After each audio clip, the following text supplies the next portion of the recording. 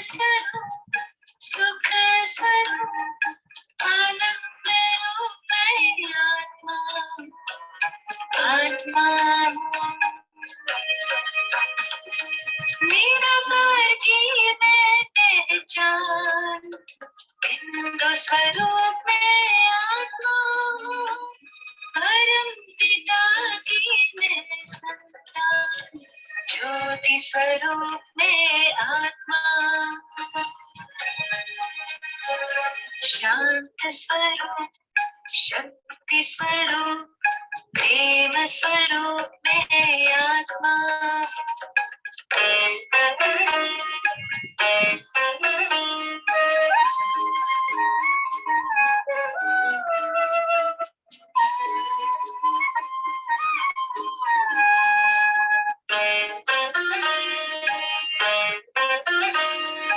दीप में जैसे ज्योति है सीप में जैसे मोती है अंबर में जैसे तारे फूलों में खुशबू होती है भ्रिकुटी बीच में विराजमान रूप अनूप में आत्मा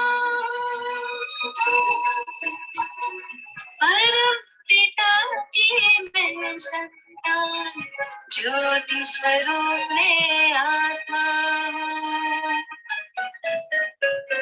शांत स्वरूप शक्ति स्वरूप प्रेम स्वरूप में आत्मा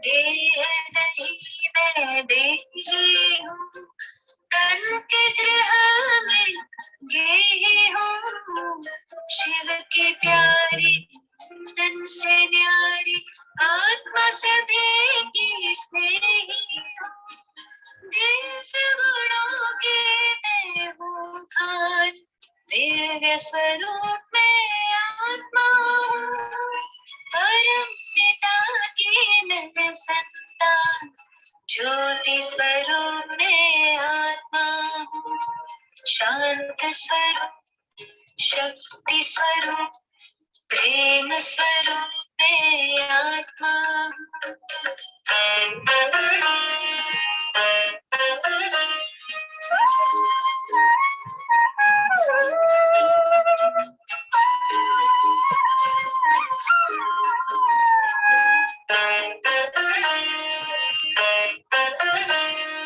ब्रह्म से मैं अवतार लिए देह का मैं आधार लिए सृष्टि मंच पर अभिनय करती मैंने जन्म कई बार लिए साथी मेरा सर्व शक्तिमान ज्ञान स्वरूप में आत्मा परम पिता की मैं संतान ज्योति स्वरूप में आत्मा शांत स्वरूप शक्ति स्वरूप प्रेम स्वरूप में आत्मा पवित्र स्वरूप सुख स्वरूप आनंद रूप में आत्मा आत्मा हूँ शांत स्वरूप शक्ति स्वरूप प्रेम स्वरूप में आत्मा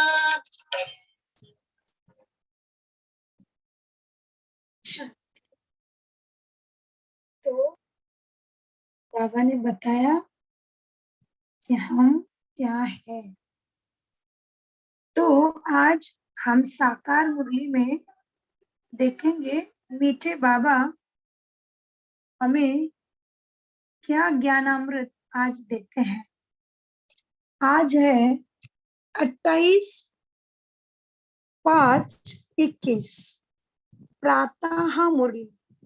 ओम शांति। बाप दादा मधुबन से। मीठे बच्चे, महावाक्य है, मीठे बच्चे, बाप द्वारा तुम्हें जो सृष्टि के आदि मध्य अंत की नॉलेज मिली है, इसे तुम बुद्धि में रखते हो, इसलिए तुम ही हो स्वदर्शन चक्रधारी। स्वदर्शन चक्रधारी माना, एक तो चक्रधारी माना कि सृष्टि रंगमंच पे पूरे युगों के चक्र में हम अस्तित्व होना, हम हाजिर होना। और सो दर्शन माना हम सो का ही दर्शन कर लेते हैं। हमें अभी ज्ञान मिला कि सतयुग में हम ही देवी देवता थे, माना हमारे पास संपूर्ण रीत्या सत गति, सत बुद्धि थी और हम सुख में स्वर्ग में थे। तो वो सतयुग के लिए हम याद करते हैं, हमें बाबा वो सिखाते हैं ऐसे बनना है। तो फिर उसके बाद त्रेता में हम कैसे हैं, 14 कला संपूर्ण मर्यादा पुरुषोत्तम राम के युग में फिर हम कहाँ है, सिल्वर एज में है। उसके बाद फिर जन्म मृत्यु की ये जन्म मृत्यु का पुनर्जन्म का खेल चालू है। फिर हम जन्म सभी लेते हैं द्वापर युग में।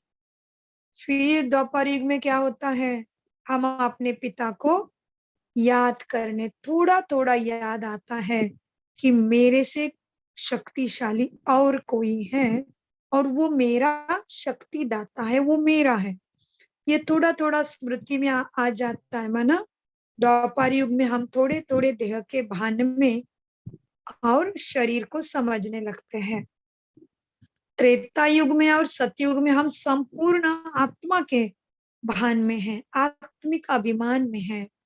और फिर द्वापर युग में हम खुद को थोड़ा थोड़ा देह भान में जानने लगते हैं और हमसे ऊंचा परमात्मा की स्थापना करते हैं। द्वापर युग में भक्ति की नींव शुरू हो जाती है, भक्ति धीरे धीरे शुरू हो जाती है। ये हम खुद सोच, हम चिंतन करते हैं इसके बारे में।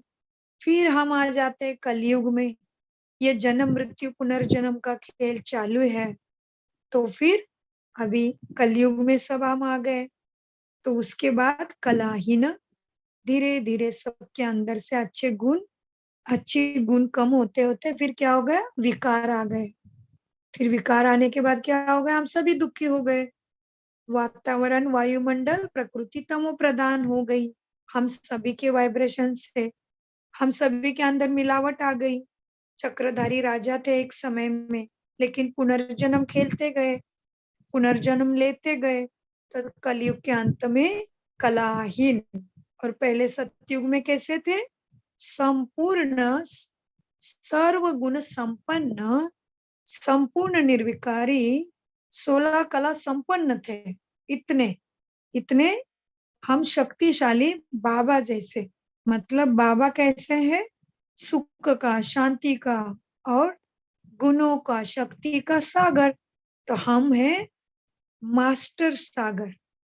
तो शक्ति में, गुणों में, सुख में, प्रेम में, सब में हम मास्टर बन जाते हैं। तो वो समय होता है कलयुग के अंत में। तभी ही परमपिता परमात्मा आत्मा के स्वधर्म की पुनर्स्थापना करते हैं, जिसमें मिलावट आ गई थी। हम हमारे यहाँ मनुष्य कैसे हो गया, अत्याचारी, पापाचारी, दुराचारी, भ्रष्टाचारी। चारी माना आचरण, उसके कर्म ऐसे हो गए। तो फिर सभी दुखी हो गए। जब सब दुख होते हैं तो फिर क्या होता है, दुख में सिमरन सब करे, सुख में कोई ना करे। इसलिए सतयुग में, त्रेता में उसको कोई याद नहीं करता। लेकिन अभी हर कोई भगवान के पास मांगता है, लेकिन भगवान को सच में जानना चाहिए, उस तरह से नहीं जानता है। माना आज भी मनुष्य के पास मांग रहा है। तत्वों के पास मनुष्य मांग रहा है सुख शांति दे दो, तत्वों की पूजा करता है। फिर देवी देवताओं की, धर्म पिताओं की भी मनुष्य पूजा करता है, उनका पूजन अर्चन मनन करता है और कहता है कि हमें सुखी करो। तो फिर क्या हो गया, हमारा तो भक्ति का पाठ यहाँ कलयुग में पूरा हो गया। हमें ब्रह्मा के मुख से ये ज्ञान का जन्म मिला, हमें दिव्य ज्ञान मिला। ये क्या हुआ, अभी कलयुग में हम बने ब्राह्मण। तो हम हैं अभी कमल पुष्पधारी ब्राह्मण, माना बाबा के छत्र छाया में चलने वाले, बाबा के श्रीमत पे चलने के लिए बाबा से ही शक्ति लेते हैं, और बाबा की आज्ञा का पालन करने से हम ही सदगति को पाते हैं। तो ये है हमारा सारा ज्ञान। और फिर ये जो कलयुग, दुख का समय खत्म और सुख की धरती पे शुरुआत, ये दोनों चीजों को जोड़ने वाला, मानना सतयुग की स्थापना और कलयुग को धीरे धीरे खत्म होना है, ये दोनों चीजें जहाँ पे मिलती है वो है संगम युग, हीरक युग, डायमंड एज। तो ये हम सब सोच बुद्धि में हमारे होता है, हम इसका चिंतन करते हैं, हम सुदर्शन चक्रधारी बन के हम क्या करते हैं, मेडिटेशन करते, ध्यान करते, बाबा को याद में मग्न हो जाते हैं। तो हम सुदर्शन चक्र घुमाते हैं। तो बाबा ने क्या कहा महावाक्य में, मीठे बच्चे, बाप द्वारा तुम्हें जो सृष्टि के आदि मध्य अंत की नॉलेज मिली है ना, इसे तुम बुद्धि में रखते हो। इसीलिए तुम कौन हो, स्वदर्शन करने वाले चक्रधारी, राजा महाराजा बनने वाले, देवी देवता बनने वाले ब्राह्मण बच्चे हो। तो बाबा कहते हैं प्रश्न में, रूह को पावन बनाने के लिए रूहानी बाप कौन सा इंजेक्शन लगाते हैं? प्रश्न है समझने के लिए, क्योंकि बाबा कौन है, रूहानी बाप। तो अभी इंजेक्शन की बात है तो जरूर सभी बीमार है, लेकिन मन बुद्धि के लेवल पे। तो बाबा कहते हैं उत्तर में, मन मना भव का। तो ज्यादा से ज्यादा हमारे मन में बाबा की याद और बाबा की श्रीमत का ही चिंतन चले। तो उत्तर में प्यारे बाबा प्यारे बच्चों को कहते हैं, यह इंजेक्शन रूहानी बाप के सिवाय कोई लगा नहीं सकता। बाप कहते हैं, मीठे बच्चे तुम मुझे याद करो, बस याद से ही आत्मा पावन बन जाएगी। अभी ये कोई नया मनुष्य सुनेगा जिसका कोर्स नहीं हुआ है, 7 दिन का सहज राज्य मेडिटेशन का कोर्स नहीं हुआ है, तो उसको क्या लगेगा, ये वंडर लगेगा, कहेगा ऐसे कैसे, बाप को याद करो और तुम फिर क्या हो जाएगा, तुम सत्व प्रदान हो जाओगे, स्वर्ग का पद पाओगे, फिर तुम्हारे पाप भी भस्म हो जाएंगे, ये कैसे? तो देखो, याद कौन करता है, आत्मा। कैसे करती है, मन बुद्धि द्वारा। तो मन बुद्धि ही एक गुप्त विमान है जो परमपिता के पास जोड़ा जा सकता है। और वो जिस तरह से शरीर के भान से निकल आत्मिक भान में हम आते हैं और मन बुद्धि के उड़ान के द्वारा बाबा के पास चले जाते हैं, सूक्ष्मोतन में जाते हैं, मधुबन का चिंतन करते हैं, बाबा को अपने सामने विजुअलाइज करते हैं, ये सब मन बुद्धि के विमान में बैठ के करते हैं। तो जिस तरह से हमारे अभी हम क्या देखते हैं दुनिया में, जब 2 वायर रहते हैं तो 2 वायर के अंदर से उसका रबड़ को हटाना पड़ता है, तो फिर क्या होता है, वो तार जब मिल जाती है दोनों तरफ की करंट आने के लिए, तो फिर क्या होता है, उसका प्लास्टिक रबड़ काटने से वो मेटल वायर ज्वाइंट करते हैं तो करंट पास होने लगता है। तो वैसे ही देह का अभिमान, यह मेरा देह, यह मेरा पैसा, ये मेरी बुद्धि, ये मेरा कार्य, ये मेरी शाबाशी, ये मेरा सौंदर्य, ये सब मेरा मेरा मेरा, ये जो है ना झूठा अभिमान, इसके कारण परम पिता से हमारी बुद्धि स्थिर नहीं हो पाती, माना एक्यूरेट कनेक्शन नहीं मिलता। इसीलिए बाबा ने क्या सिखाया, बच्चों खुद को आत्मा समझ और मन बुद्धि से मुझे याद करो। तो क्या हुआ, देह का भान, माना ये मांस का रबड़ है जो, उसको बुद्धि से समझ लिया, और जो चीज सत्य है आत्मा, और आत्मा सत्य है, तो वही परमात्मा से याद शक्ति ले सकती है। तो इसीलिए देह का भान छोड़ के हम ज्ञान से आत्मा के भान में आ गए, आत्मा अभिमानी बन गए। अच्छा, तो आत्मा अभिमानी बन गए तो कौन याद आएगा, जरूर आत्मा का पिता परम पिता परमात्मा ही याद आएगा। और जब परमात्मा को मन बुद्धि से आत्मा समझ के याद करते हैं तो करंट पास होने लगता है। तो बाबा क्या कहते हैं, बच्चों कुछ नहीं, बस मुझे याद करो, याद से ही आत्मा पावन बन जाएगी। इसमें संस्कृत आदि पढ़ने की भी जरूरत नहीं। बाप तो हिंदी में सीधे शब्दों में सुनाते हैं सदगति का ज्ञान। रूह को जब यह निश्चय हो जाता है कि रूहानी बाप हमें पावन बनने की युक्ति बता रहा है। रूह को, रूह माना आत्मा, रूहानी माना परमात्मा, हमें क्या बताता है, पावन माना पुण्यवान आत्मा, सतो प्रधान आत्मा बनाने की युक्तियां माना विधि विधान। बाबा हमें वन काइंड ऑफ रेसिपी बताते हैं, प्रोसीजर बताते हैं, तो उसको बाबा कहते हैं युक्तियां बताते हैं बाबा। रूहानी बाप हमें पावन बनाने की युक्तियां बता रहे हैं, तो विकारों को छोड़ते जाते जाते हैं। हम क्या करते, धीरे धीरे हमारे अंदर की आत्मा के अंदर की कमी कमजोरी को समझ के धीरे धीरे उसको निकालते जाते हैं।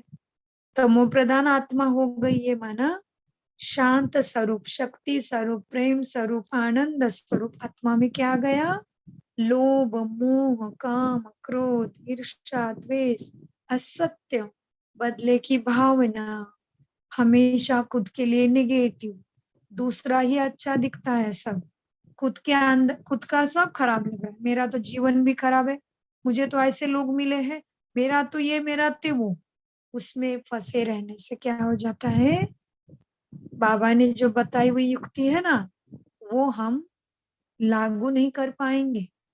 इसलिए बाबा कहते हैं तुम क्या करते हो, पावन बनने की युक्ति तुम्हें जो बाबा बताते हैं उसको समझ के विकारों को छोड़ते जाते हो। अच्छा, ओम शांति। अभी बाबा कहते हैं ओम शांति, ताकि बुद्धि और भी इधर उधर जा रही होगी तो उसको आत्मा महाराजा कहेगा आ जाओ कुटी के सिंह आसन पर। तो बाबा स्वयं कहते हैं ओम शांति, माना बच्चों अपने स्वधर्म में टिक जाओ और शांति सागर बाबा से ज्ञान की शक्ति ले लो। बाबा कहते हैं ओम शांति का अर्थ तो बच्चों को समझाया है। आत्मा अपना परिचय देती है कि मेरा स्वधर्म शांति है और मेरा रहने का स्थान भी शांति धाम है, जिसको परम धाम, निर्वाण धाम, ब्रह्म तत्व, छठा तत्व कहते हैं, या ऊपर वाले का घर भी कहते हैं। तो इसलिए कोई मरता है तो कहते हैं ना आत्मा को शांति देना भगवान, और कहते हैं आत्मा ऊपर चली गई। तो बाबा क्या कर रहे हैं, उसी की याद दिला रहे हैं।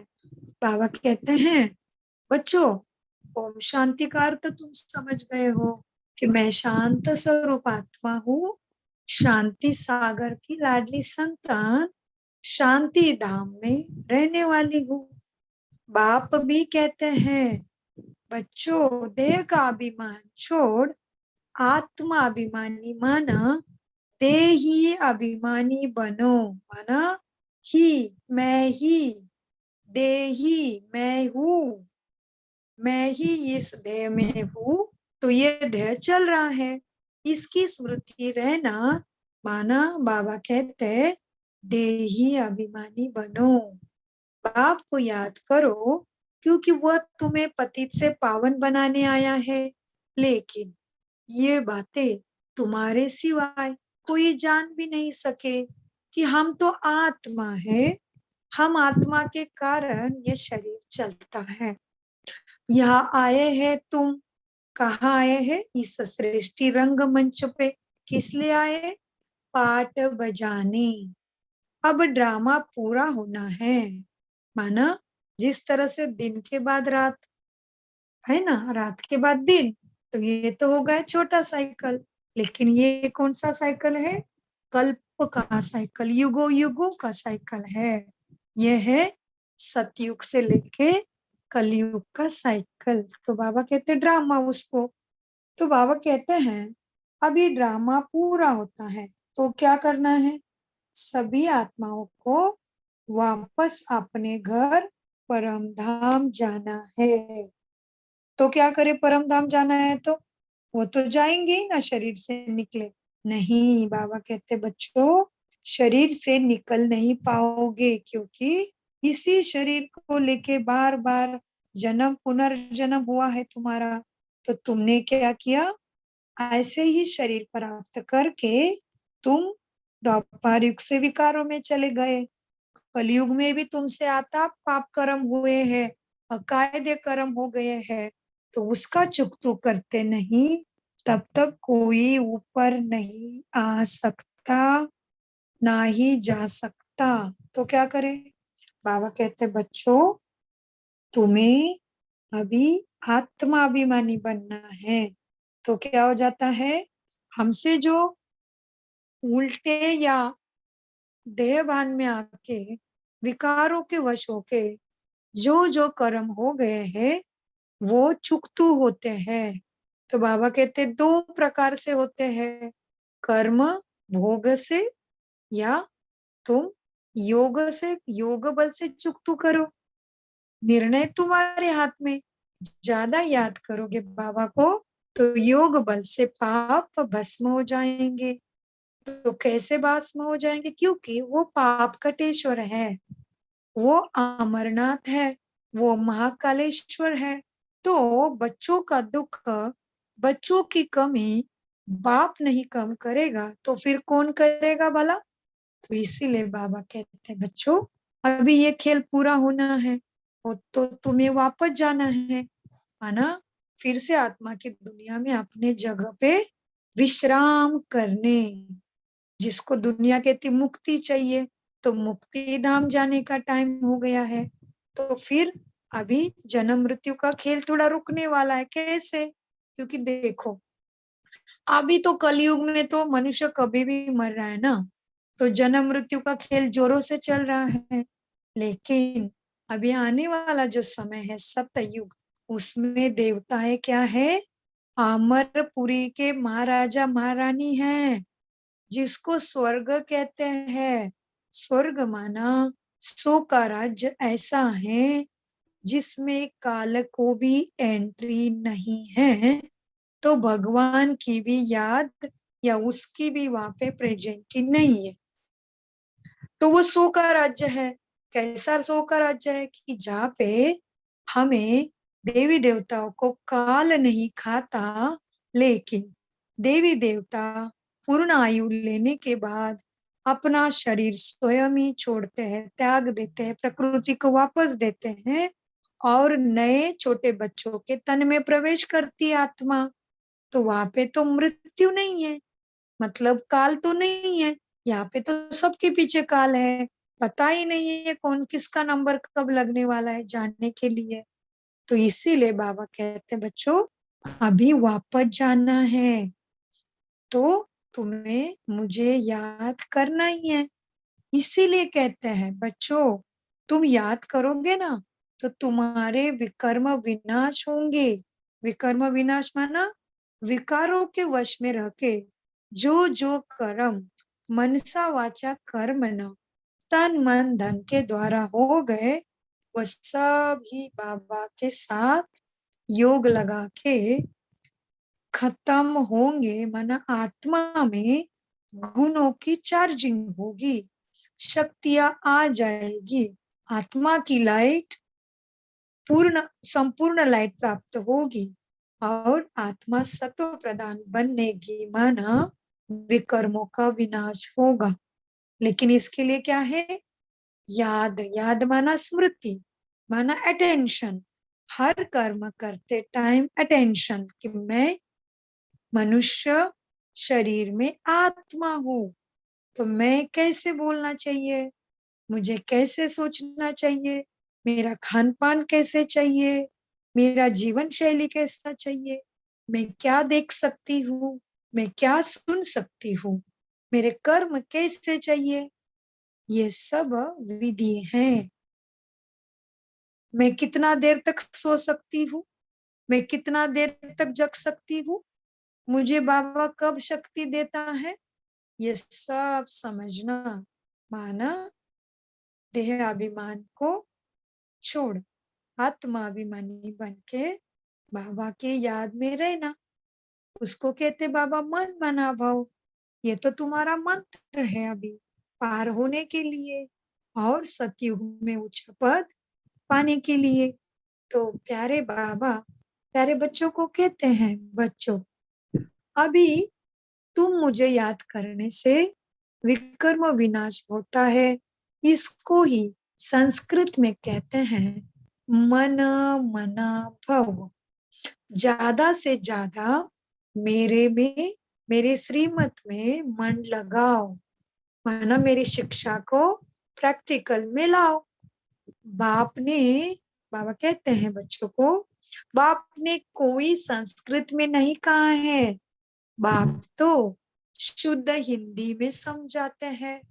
जैसे गवर्नमेंट कहती है एक ही हिंदी भाषा होनी चाहिए, बाप ने भी वास्तव में हिंदी में समझाया है। परंतु इस समय क्या है, अनेक धर्म अनेक मठ पंथ भाषाएं होने के कारण अनेक प्रकार कर दिए हैं। सतयुग में इतनी भाषाएं होती ही नहीं जितनी यहाँ है। गुजरात में रहने वाली भाषा अलग, जो जिस जिस गांव में है वह की भाषा जानता है। अनेक मनुष्य तो अनेक भाषाएं हैं। सतयुग में देवी देवता एक धर्म, जैसा राजा वैसी प्रजा। माना सारे ही देवी देवता समान है, देवी देवता ही है, एक ही धर्म है उनका, देवी देवता। और आत्मक उनका आत्मा आत्मिक धर्म है एक दूसरे के साथ। तो वहां पे तो दुख ही नहीं है, दुख का नामो निशान ही नहीं है। बाबा तो कभी कभी कहते हैं बच्चों स्वर्ग में तुम ऐसे हो कि वहां पे तो बाप को भी नहीं बुलाते इतने तुम मस्त हो जाते हो अपने सुखों में। तो प्यारे बाबा प्यारे बच्चों को कहते हैं, बच्चों सतयुग में एक ही भाषा एक ही धर्म। अभी तुम बच्चों को सृष्टि के आदि मध्य अंत की नॉलेज बुद्धि में है। बाबा ने क्या दिया हमें आदि मध्य अंत का नॉलेज? यही सतयुग से लेके कलयुग का चक्र। फिर उसमें कौन मनुष्य होंगे, कैसे होंगे, उनका रहन सहन कैसा होगा, उनकी जीवन शैली कैसी होगी, उनका स्वभाव संस्कार कैसे होगा, वो करेंगे क्या, ये सब हमें पता है। मतलब सृष्टि का आदि मध्य अंत का नॉलेज बुद्धि में है। यह कोई शास्त्र में नहीं मिलेगा। ऐसा कोई शास्त्र नहीं जिसमें यह सत्य नॉलेज प्राप्त हो जाए। न कल्प की आयु किसी में लिखी हुई है, ना ही किसी को मालूम है।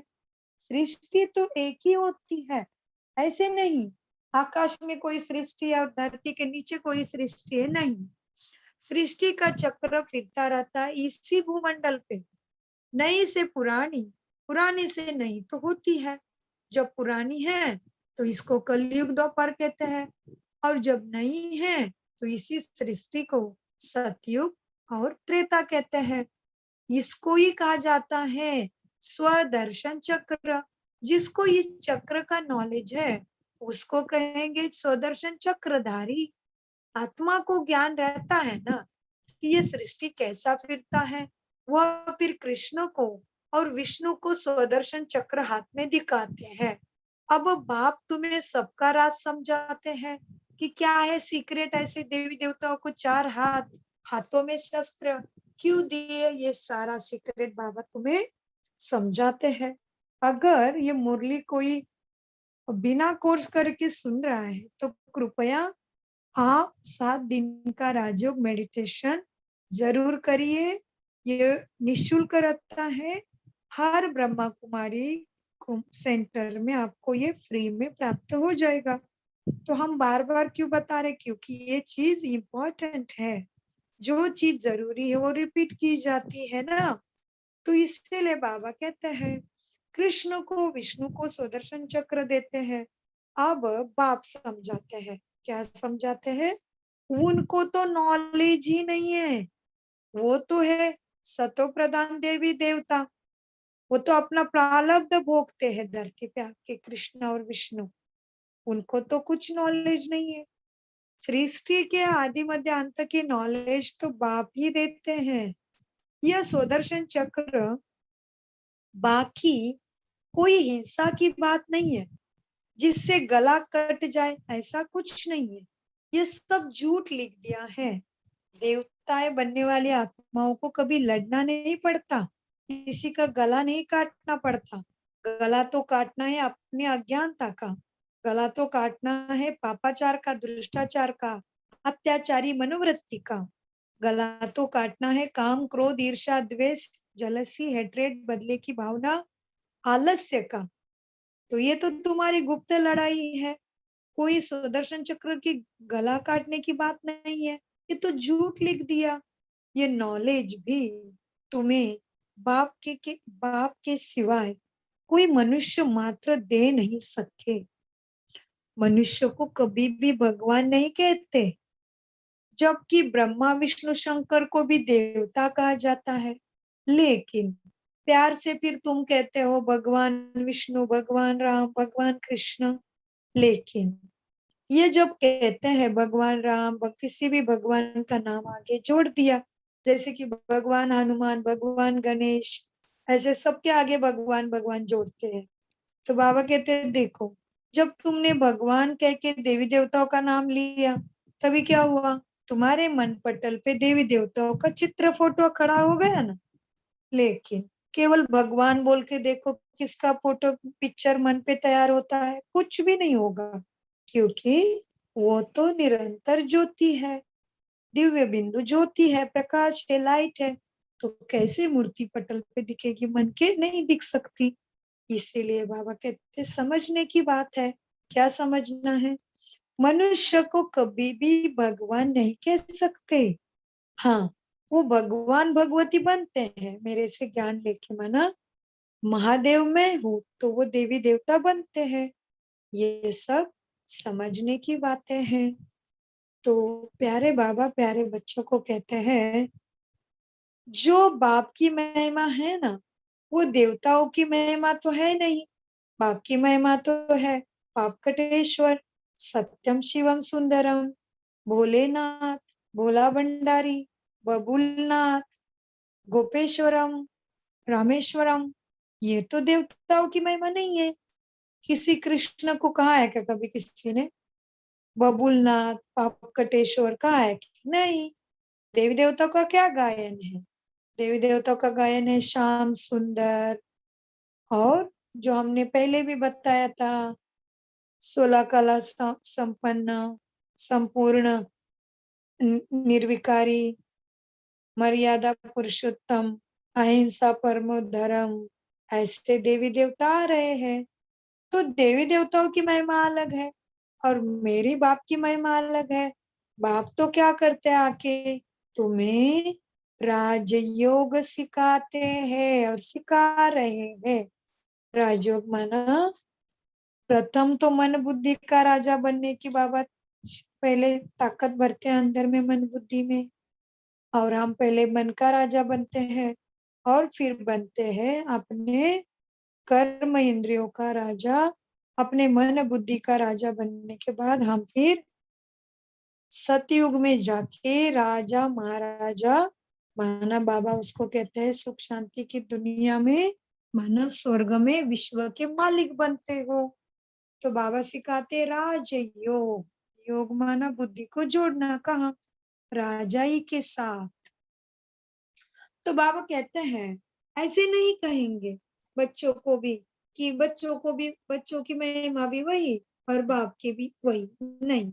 बच्चे तो पुनर्जन्म लेते हैं, बाप तो पुनर्जन्म रहित है। बच्चे बाप को याद करते हैं। बाबा कैसा है, निराकार, सदा ही ज्योति, उसको ज्योतिर्लिंगम सदाशिव कहते हैं ना। सदाशिव माना वो जीव नहीं बनता, वो शरीर नहीं लेता, वो है सदा शिव। तो सदा शिव है तो कैसा है, सत्यम शिव सुंदरम, वो श्याम सुंदर नहीं बनता। श्याम माना तमो प्रधान, सुंदर माना सतो प्रधान। बाबा कैसा है, सदा ही सुंदरम। तो बाबा कहते हैं मैं तो निराकार, जन्म मृत्यु पुनर्जन्म में नहीं आता। बच्चे बाप को याद करते हैं, तो क्योंकि ऊंचे ते ऊंचा है भगवान, वो सदा पावन है, तो उसको याद करने से तुम भी पावन बनते हो। बच्चे पावन बन फिर पतित बनते हैं।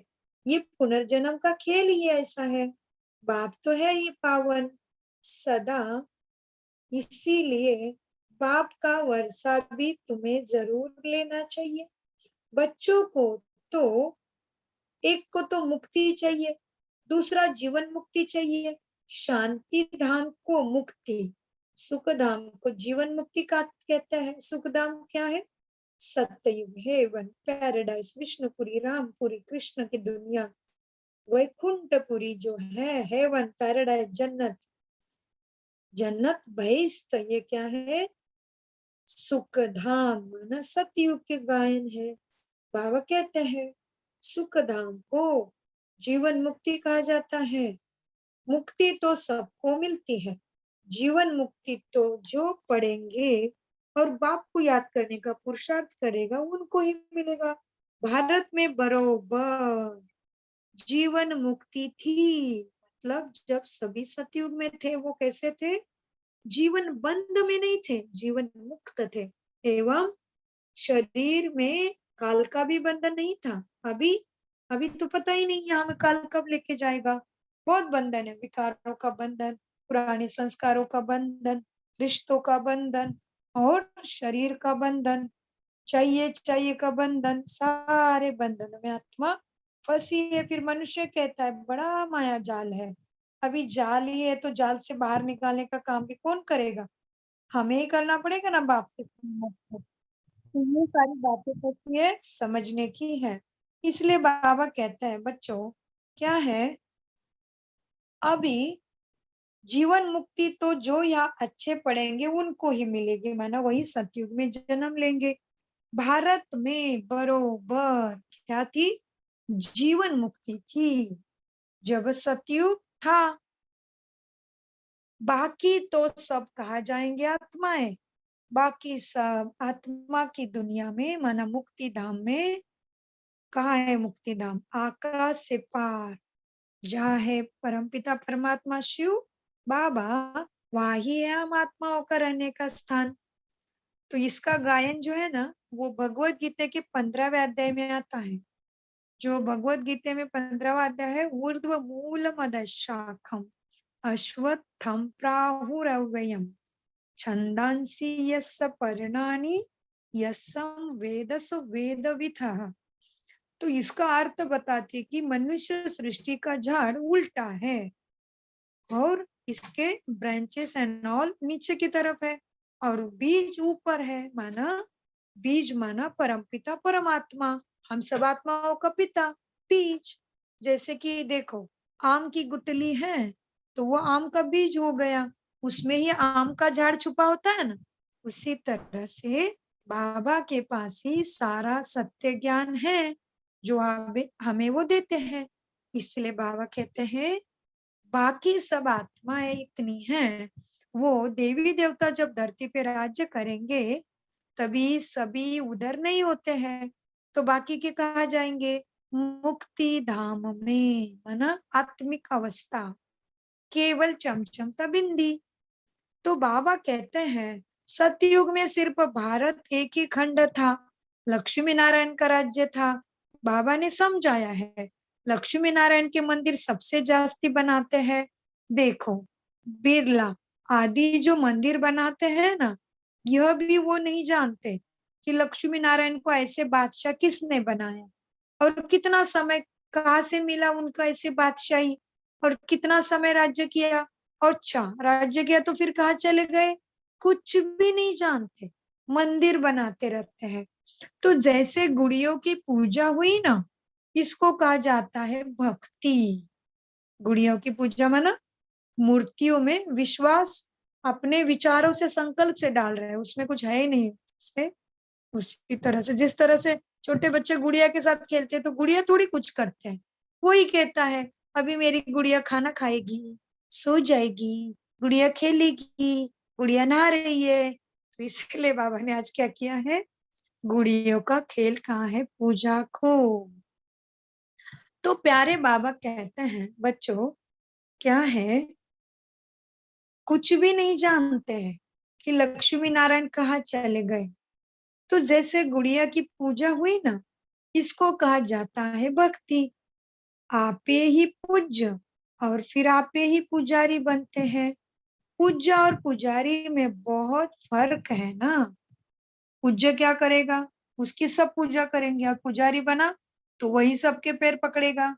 तो पूज्य तो तुम अभी बन रहे हो, और द्वापर युग से तुम खुद ही पुजारी बन के सबकी पूजा करने लगे, खुद की भी। तो उनका भी अर्थ होगा ना, पूज्य और पुजारी का। पति तो उनको कहा जाता है जो विकारी है, क्रोधी को पतित कहेंगे। जो विकारों में जाता है उनको पतित कहा जाता है। इस समय तुमको ज्ञान अमृत मिलता है। ज्ञान का सागर ये बाबा है ना, एक बाप परम पिता परमात्मा ज्ञान का सागर है। वो कैसा ज्ञान का सागर है? क्योंकि वो जन्म पुनर्जन्म में नहीं आता, वो शरीर ही नहीं लेता, तो वो तो सदा ही जैसा का तैसा ही रहता है। नहीं तो फिर क्या हो जाएगा, उसने जन्म लिया तो फिर बच्चे और बाप में फर्क भी नहीं रहेगा, और कौन किसकी फिर सदगति कराएगा। इसलिए ड्रामा परफेक्ट है। तो बाबा कहते हैं बच्चों क्या है, बाबा है ज्ञान का सागर, एक ही है। बाबा ने समझाया है यह भारत ही सत्व प्रधान उच्च से उच्च था, अभी कैसा हो गया, बिल्कुल पतित माना तमो प्रधान हो गया। ये तुम्हारे बुद्धि में है ना, यहाँ कोई राजा ही तो है नहीं, यह तो सभी प्रजा ही प्रजा है। तो यह है प्रजा का प्रजा पर राज्य। ये हाँ लोकशाही का राज्य है ना, डेमोक्रेसी का राज्य में पता चलता है, लोक माना प्रजा। तो यह है प्रजा का प्रजा पर राज्य। तो प्रजापिता यहाँ ही चाहिए ना। तो सतयुग में बहुत थोड़े होते हैं, अभी तो कितने हैं देखो, मनुष्य ढेर है ना। तो क्या हो रही है, विनाश की तैयारी भी होती है। दिल्ली परिस्थान तो बनना ही है। दिल्ली परिस्थान माना दिल्ली कैसे, दिल्ली में जो राज्य कारभार शुरू होगा, मथुरा के कंटा, वहां पे कृष्ण की महल बनेगा। तो बाबा कहते हैं दिल्ली ही परिस्थान तो बनना ही है, परंतु यह कोई भी नहीं जानते हैं। वो तो समझते ये तो न्यू दिल्ली है, इस पुरानी दुनिया को तो पलटने वाला कौन है, किसी को नहीं पता, कोई शास्त्र में भी नहीं है ना उसके बारे में। तो समझाने वाला केवल एक बाप है। तो ये एक बाप की ही सुनो अभी, नहीं तो क्या होगा, अभी तक जितना टाइम वेस्ट गया वो भी अभी जो बचा है वो भी टाइम पहला गया वैसे ही वेस्ट हो जाएगा। अभी तुम बच्चे नई दुनिया के लिए तैयारी कर रहे हो। बाबा कहते हैं अभी तुम बच्चे नई दुनिया के लिए तैयारी कर रहे हो। तो कैसे तैयारी? क्योंकि हमें पता चला है कि अभी परमपिता परमात्मा आए हुए हैं, तो हम उनके साथ मन बुद्धि को लगाते हैं और नई दुनिया में चलने का पुरुषार्थ करते हैं। बाबा कहते हैं, कौड़ी से हीरे मिसल बन रहे हो। देखो, भारत कितना सॉल्वेंट था सतयुग में, वहां दूसरा धर्म ही नहीं था। अभी तो देखो, अनेक धर्म हैं। अब रहम दिल बाप को याद करते हैं। भारत सुख धाम था, यह तो तुम भूल गए हो। अब तो भारत का हाल क्या हुआ? नहीं तो भारत हेवन था ना, बाप का जन्म स्थान है भारत। बाबा क्या कहते हैं, भारत अभी बिल्कुल तमो प्रधान हो गया। तमो प्रधान माना ताम्र, ताम्र माना लोह। जैसे कि देखो, हमें आपको हम सबको पता है कि देवी देवताओं की पूजा के लिए अभी क्या लेते हैं? तांबे का लोटा, आयरन का लोटा। आयरन, आयरन तो लोहा हो गया, वो तांबे का लोटा लेते हैं। मैं कुछ गड़बड़ पित्तल, यस, पित्तल, लोहा, और ये तांबा और सिल्वर और गोल्ड और डायमंड। अच्छा, इसीलिए इंग्लिश में सतयुग को गोल्डन एज, त्रेता को सिल्वर एज, और द्वापर युग को कॉपर एज, और फिर कलयुग को आयरन एज कहते हैं, और संगम को माना कलयुग को अंतिम टाइम, दुखों का खत्म होने का टाइम, और सतयुग की शुरुआत का टाइम, यह है डायमंड एज। तो हम देख रहे थे कि तांबा माना कॉपर, कॉपर एज है ना, तो कॉपर माना तांबा। तो तांबे के बर्तन में आजकल पूजा में चलाते हैं, हम देखते हैं ना। क्योंकि जिसके पास चांदी के बर्तन लेने की कैपेसिटी, वो देवी देवता की पूजा में चांदी के बर्तन रखते हैं, कोई सोने का भी रखता होगा। लेकिन ज्यादा से ज्यादा अभी क्या होता है, भगवान के देवी देवताओं की पूजा में कॉपर के बर्तन, कॉपर तांबा के बर्तन यूज करते हैं। तो ये क्या है, समझने की चीज है कि कैसे धीरे धीरे धीरे सब चेंज होता जाता है। ये है ड्रामा। तो इसीलिए बाबा कहते हैं कि देखो, अब भारत का क्या हाल हुआ है। पहले भारत हेवन था, बाप का जन्म स्थान भी भारत भूमि ही है। तो ड्रामा अनुसार उनको तरस आता है। भारत तो प्राचीन है ना, कहते भी है, क्या कहते हैं देखो लोग, क्राइस्ट के पहले, क्राइस्ट के 3000 साल पहले इस भारत पे स्वर्ग था। तभी कोई धर्म यहाँ नहीं था दूसरा। अभी यह भारत बिल्कुल ही पट आकर पड़ा है। गाते भी है, भारत हमारा देश सबसे ऊंचा था। तो नाम ही था ना हेवन, स्वर्ग उसको कहते हैं। भारत की महिमा का कोई को भी पता नहीं है, सब भूल गए हैं। बाप ही आकर भारत की कहानी समझाते हैं। भारत की कहानी माना दुनिया की कहानी। इसलिए भारत को क्या कहते हैं, भारत माँ की जय, भारत माता की जय। दूसरे किसी देश के आगे तो माता तो शब्द नहीं जोड़ते। कभी सुना है क्या, जापान माता, चाइना माता? कभी सुना नहीं ना। लेकिन भारत माता की जय, क्योंकि बाबा कहते हैं, बाप ही आकर भारत की कहानी समझाते हैं।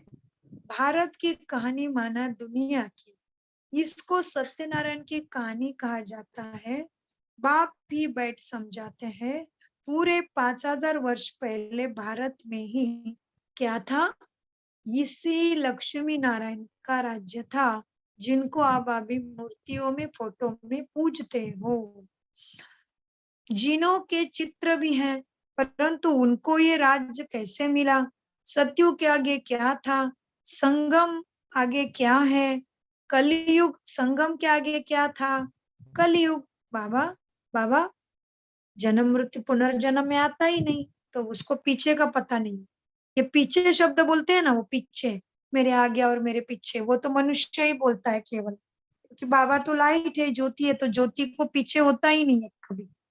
इसका अनुभव मुझे अभी, हमें अभी आता है, मुरली समझने लगे तब से। क्योंकि बाबा कभी भी मुरली में पीछे कहते ही नहीं, पीछे शब्द कभी नहीं आएगा मुरली में। तो बाबा हमेशा पीछे को आगे कहते हैं, मतलब जैसे कि बाबा को कहना है सतयुग के आगे क्या था, सतयुग के पहले जरूर कलयुग था, लेकिन बाबा कहते हैं कि कलयुग यह है संगम युग, जिसमें संगम के आगे क्या था, संगम के आगे माना कलयुग, कलयुग था, संगम के आगे माना संगम के पहले या संगम के पीछे में क्या आता है, जैसे कलयुग के बाद संगम होता है ना, तो संगम के पहले कलयुग। तो बाबा का तरीका कैसा है वो समझने का है। सतयुग के आगे क्या था, माना सतयुग के पहले क्या था, कलयुग माना संगम। तभी तो ये आ गया ना, कलयुग के बाद ही बाबा आते हैं, कलयुग में ही बाबा आते हैं और कलयुग के बाद ही सतयुग बनता है। तो सतयुग के पीछे क्या था कहना पड़ेगा, क्योंकि सतयुग के आगे क्या है, त्रेता। तो सतयुग के पीछे क्या था, कलयुग। लेकिन पीछे भगवान कभी कभी नहीं कहते हैं। हम ज्ञान में अभी 8-9 साल होने लगे, लेकिन मैंने कभी नहीं सुना मुरली में कि बाबा पीछे शब्द कभी आता ही नहीं उनके वाणी में।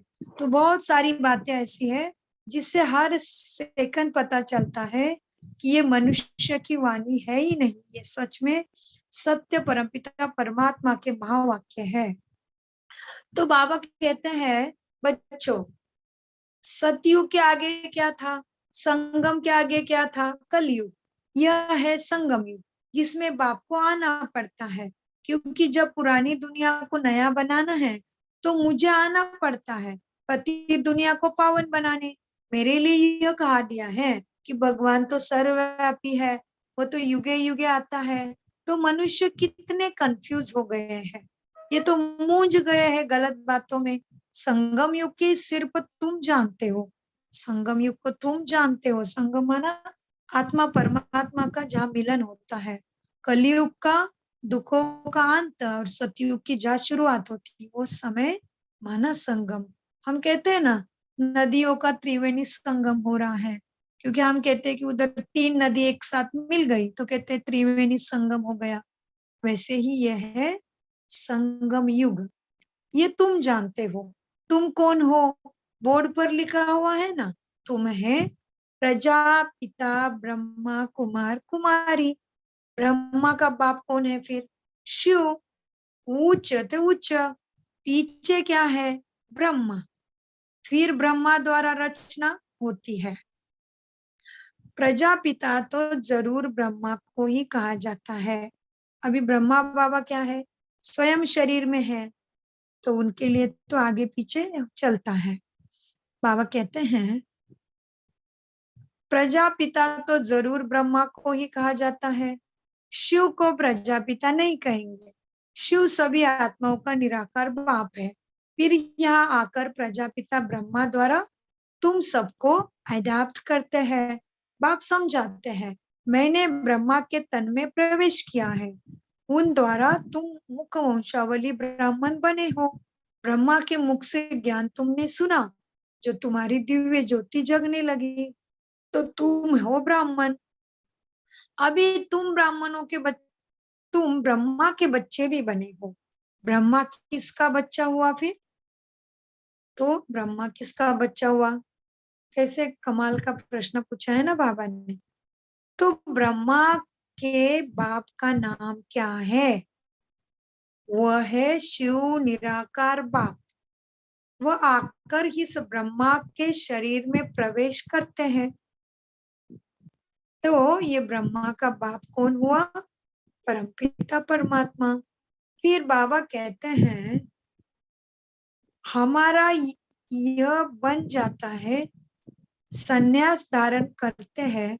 किसको सन्यास, किसका सन्यास किया है इसने, ब्रह्मा ने 5 विकारों का सन्यास, देह अभिमान का सन्यास, पुरानी दुनिया में से सारा लगाव झुकाव सब कुछ मेरा मेरा का सन्यास। बाबा कहते हैं घर बार छोड़ने की कोई दरकार नहीं है। ग्रस्त व्यवहार में रहते ही तुम्हें मनसा वाचा कर्मणा से पवित्र रहना है। मनसा वाचा कर्मणा से पवित्र माना कर्म में तो अपवित्रता नहीं लानी है, लेकिन मनसा में भी नहीं। और वाचा में भी अशुद्धि नहीं चाहिए। तो बाबा कहते घर गृहस्थ व्यवहार में ही रहना है, मतलब अपना कारोबार, कर्तव्य, कर्म सब देखना है। तो प्यारे बच्चों को प्यारे बाबा कहते हैं गृहस्थ व्यवहार में ही रहना है और पवित्र बन, मामे कम याद करो तो तुम्हारे विकर्म विनाश हो जाएंगे। देखो जो चीज जरूरी होती है वो बाबा क्या करते, बार बार बताते हैं, तो फिर से आ गया विकर्म विनाश हो जाएंगे। यह योग है जिससे आत्मा की खाद निकलती जाती है और तुम सत्व प्रदान बनते हो। भक्ति में तो भले कितने भी गंगा स्नान करो, जब तप आदि करो, लेकिन तुम क्या हुए, नीचे ही उतरते आ गए और भी तमो प्रधानता बढ़ गई।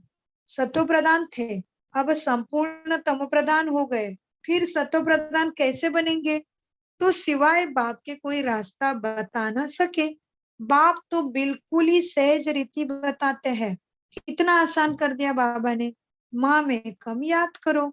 ये आत्माओं से बात करते हैं, कोई गुजराती कोई सिंधी से बात नहीं करता है बाबा, क्योंकि यह रूहानी ज्ञान है सबके लिए। शास्त्रों में तो जिस्मानी ज्ञान लिखा हुआ है, रूह रूह का ही ना ज्ञान चाहिए ना, रूह ही पतित बना है, उनको ही रूहानी इंजेक्शन चाहिए।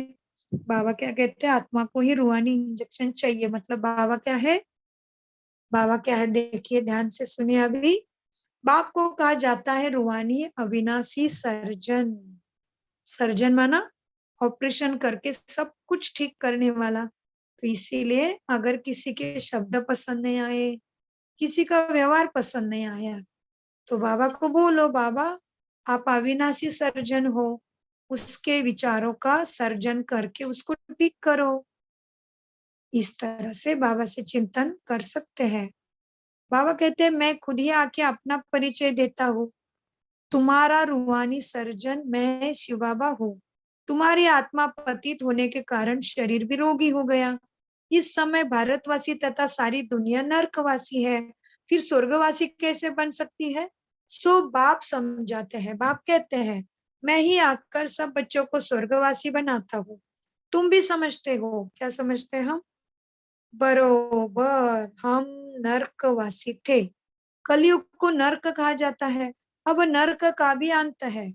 इसीलिए देखो समझने के लिए आसान है, अभी नरक है ना, क्योंकि चारों तरफ दुख का अत्याचार है।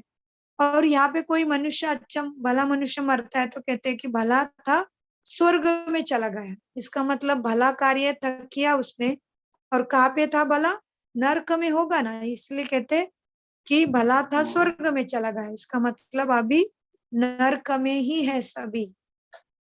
बाबा कहते हैं फिर स्वर्गवासी कैसे बन सकती है, ये दुनिया तो सारी नरकवासी है। सो बाप समझाते हैं, बाप कहते हैं मैं ही आकर सब बच्चों को स्वर्गवासी बनाता हूँ। तुम भी समझते हो, बरोबर, हम नरकवासी थे। कलयुग को नरकवासी दुखधाम कहा जाता है, अब नरक का भी अंत है। भारतवासी इस समय रो रो नरक में पड़े हैं, इसको सौरवन टीवी नहीं कहेंगे, लड़ते झगड़ते रहते हैं। बाप स्वर्ग में ले जाने के लायक अभी बना रहे हैं, तो उनका मानना चाहिए ना। अपने धर्म शास्त्र को भी नहीं जानते तो तुम बाप को क्या जानेंगे? बाप कहते हैं मैंने तुमको पतित से पावन बनाया था, श्री कृष्ण ने नहीं। कृष्ण तो पावन नंबर वन था, लेकिन वो किसी की सदगति नहीं कर सकता।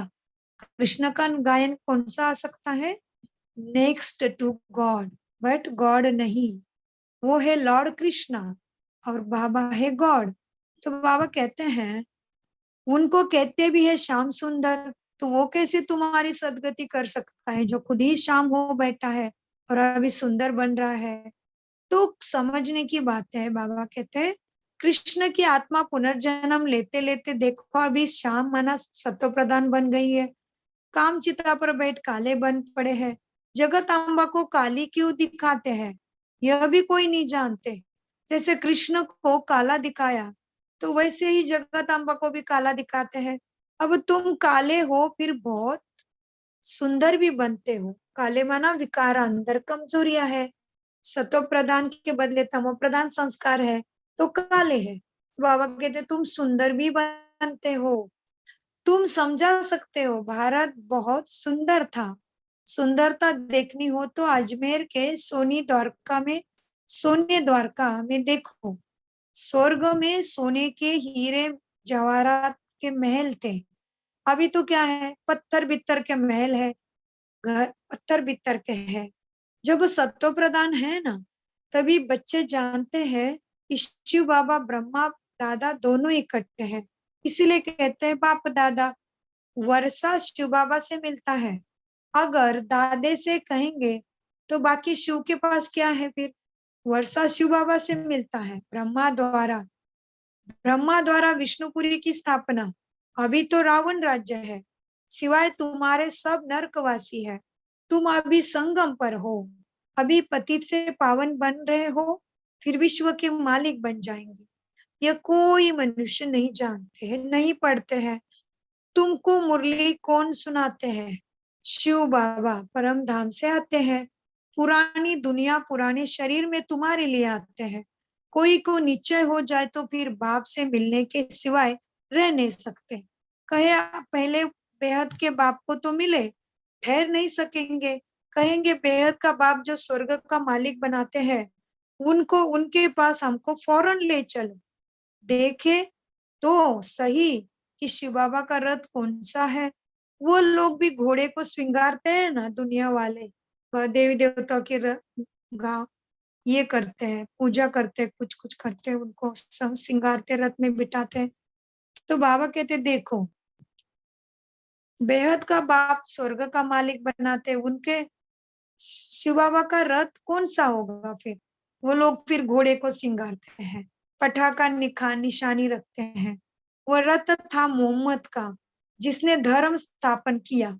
और उसने भी अल्लाह ईश्वर प्रभु की खुदा की सबको याद दिलाने की कोशिश की।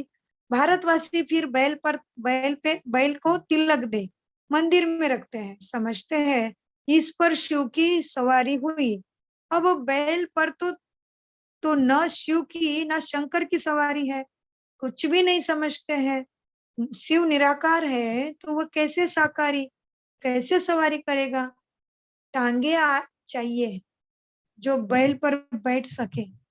बाबा तो निराकारी है। अच्छा, यह अंधश्रद्धा है। अच्छा, मीठे मीठे सिकिलदे बच्चों प्रति माता पिता बाप दादा का याद प्यार और गुड मॉर्निंग। रूहानी बाप के रूहानी बच्चों को नमस्ते। हम रूहानी बाप दादा को याद प्यार गुड मॉर्निंग और नमस्ते नमस्ते बाबा नमस्ते। धारणा के लिए मुख्य सार है, नंबर 1, बाप से जो ज्ञान अमृत मिलता है उस अमृत को पीना और पिलाना है। पुजारी से पूज्य बनने के लिए विकारों को अपने अंदर से त्याग करना है। नंबर 2, बाप जो स्वर्ग में जाने के लायक बना रहे हैं, उनकी हर बात माननी है और पूरा निश्चय बुद्धि बनना है। वरदान, अपने संपूर्ण स्वरूप के आह्वान द्वारा अवागम अवागमन अवागमन के चित्र से छुड़ाने वाले लकी सितारे भव। वरदान का विस्तार है। अब अपनी संपूर्ण स्थिति व संपूर्ण स्वरूप का आह्वान करो तो वही स्वरूप सदा स्मृति में रहेगा। फिर जो कभी ऊंची स्थिति कभी नीची स्थिति में आने जाने का आवागम का चक्र चलता है ना, बार बार स्मृति और विस्मृति के चक्र में आते हो, इस चक्र से भी मुक्त हो जाएंगे। वो लोग जन्म मरण के चक्र से छूटने चाहते हैं और आप लोग तमो प्रधानता व्यर्थ से छूटने व्यर्थ आप लोग व्यर्थ बातों से छूट चमकते हुए लकी सितारे बन जाते हो। तो समझे क्या है आवागमन। बाबा कहते हैं स्लोगन में, किसी भी विघ्नों के वश होना, अर्थात डायमंड पर दाग लग जाना। तो हम क्या है,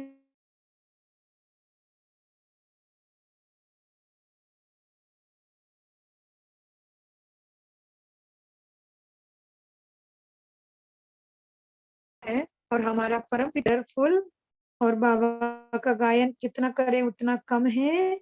हमारा बाबा है नंबर 1 डायमंड। वो मिला तो सब कुछ मिल जाता है आप पे आप।